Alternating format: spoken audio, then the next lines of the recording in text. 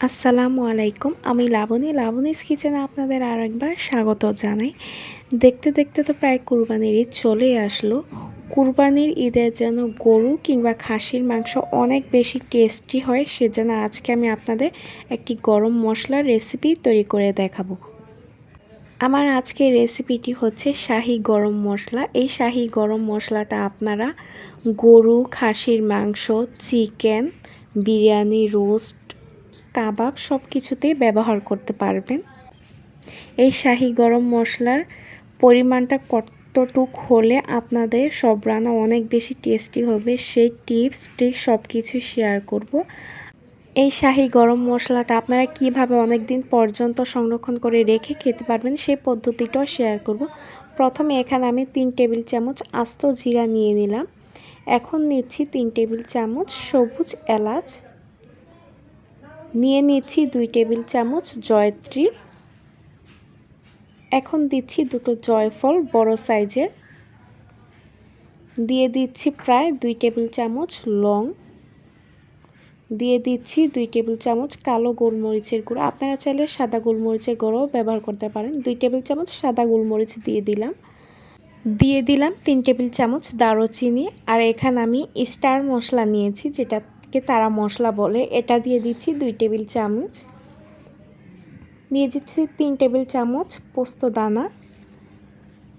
এখন দিয়ে দিচ্ছি 5 থেকে 6টি শুকনো মরিচ, দিয়ে দিচ্ছি 3 টেবিল চামচ শাহি জিরা।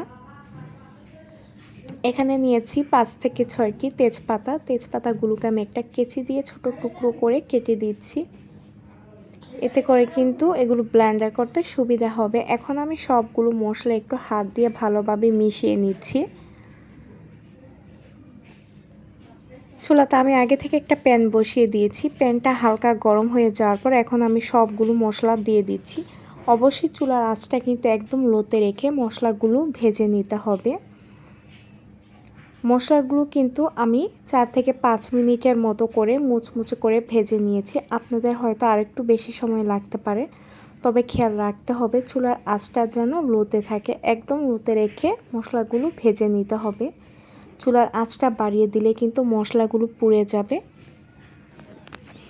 মশলাগুলো ভেজে নেওয়া শেষে আমি একটা বড় প্লেটে তুলে নিচ্ছি। এখন মশলাগুলোকে ঠান্ডা করে তারপর আমি ব্লেন্ডারে গুঁড়ো করে নিব।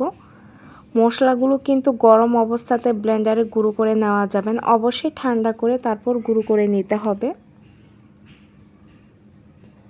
এখানে আমি একটা ব্লেন্ডারে জাগ নিয়ে নিলাম, তার মধ্যে সবগুলো মশলা দিয়ে দিব।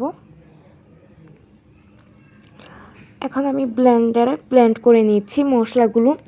সবগুলো মশলা কিন্তু একেবারে ব্লেন্ড করা যাবে না, তো কিছুক্ষণ পরপর কিন্তু ব্লেন্ডারটা অফ করে মশলাগুলো একটু নেড়েচেড়ে দিতে হবে। এতে করে মশলাগুলো কিন্তু ভালোভাবে গুঁড়ো হবে।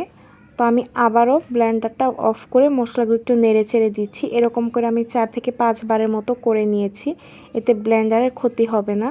এই তো দেখুন সবগুলো মশলা কিন্তু আমি গুঁড়ো করে নিয়েছি। আপনারা চাইলে শিলপাটাতেও বেটে নিতে পারেন মশলাগুলো। এখানে আমি একটা ছাঁকনি নিয়ে নিচ্ছি মশলাগুলো চেলে নেওয়ার জন্য, এতে করে যেই বড় দানাদার মশলাগুলো থেকে যাবে,